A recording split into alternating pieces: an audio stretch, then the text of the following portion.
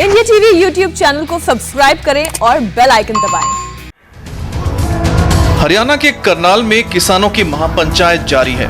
हजारों की तादाद में किसान करनाल की किसान मंडी में पहुंचे हैं। किसानों की महापंचायत को देखते हुए सुरक्षा के भी कड़े इंतजाम किए गए हैं। शहर में धारा 144 लगा दी गई है। 5 जिलों में इंटरनेट को सस्पेंड कर दिया गया है। 28 अगस्त को करनाल में किसानों पर लाठीचार्ज हुआ था। उसके विरोध में किसानों ने आज महापंचायत बुलाई है। कृषि कानूनों के खिलाफ एक बार फिर किसान एकजुट हुए हैं और इस वक्त हम हरियाणा के करनाल में मौजूद है और यहाँ पर आप देखें भारी तादाद में जो लोग हैं वो इकट्ठे हुए हैं। दरअसल ये तमाम लोग जो हैं वो तीनों कृषि कानूनों का विरोध कर रहे हैं और जिसके चलते करनाल में जनसभा का आयोजन किया गया है। मिशन 2022 की तैयारी में जुटे AIMIM चीफ असदुद्दीन ओवैसी 3 दिनों के यूपी दौरे पर हैं। आज उन्होंने लखनऊ में बाहुबली नेता अतीक अहमद की पत्नी को पार्टी की सदस्यता दिलाई। ओवैसी ने कहा, अतीक अहमद के साथ आने से AIMIM की ताकत बढ़ेगी। ओवैसी ने ऐलान किया है कि उनकी पार्टी यूपी में 100 सीटों पर चुनाव लड़ेगी।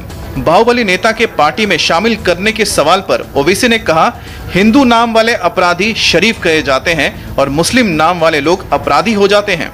जिस किसी पॉलिटिशियन का नाम प्रज्ञा होगा, अजय होगा, कुलदीप होगा, संगीत होगा, सुरेश होगा, कपिल होगा, वो लोकप्रिय नेता होगा।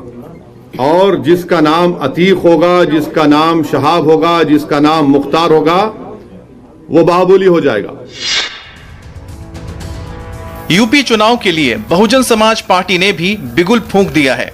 बीएसपी प्रमुख मायावती ने आज लखनऊ में ब्राह्मण प्रबुद्ध सम्मेलन को संबोधित किया। मायावती ने साफ कहा कि भारतीय जनता पार्टी के राज में ब्राह्मणों पर अत्याचार बढ़ा है। मायावती ने कहा कि बीजेपी की सरकार के दौरान ब्राह्मणों पर जो एक्शन हुआ उसकी जांच कराई जाएगी। इसके अलावा जो अधिकारी दोषी हैं उन पर एक्शन लिया जाएगा। मायावती ने कहा कि ब्राह्मणों के मान सम्मान और सुरक्षा का पूरा ध्यान रखा जाएगा।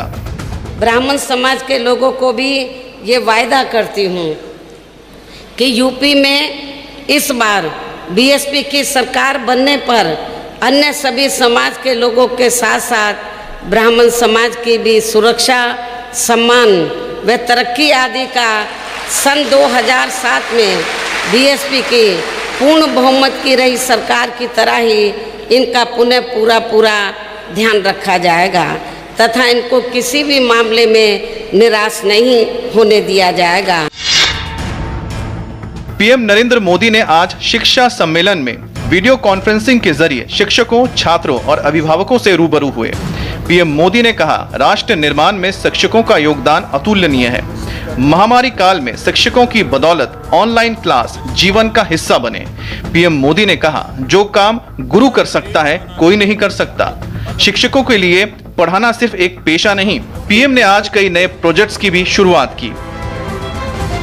आज जो योजनाएं शुरू हुई हैं वो भविष्य के भारत को आकार देने में अहम भूमिका निभाएगी। आज विद्यांजलि 2.0, निष्ठा 3.0, टॉकिंग बुक्स और ULD बेस ISL डिक्शनरी जैसे नए प्रोग्राम्स और व्यवस्थाएं लॉन्च की गई। नमस्ते, मैं हूं मीनाक्षी जोशी। वीडियो और खबरों से अपडेट रहने के लिए India TV YouTube channel subscribe करें, बेल आइकन दबाना ना भूलें। जुड़े रहें इंडिया टीवी के साथ।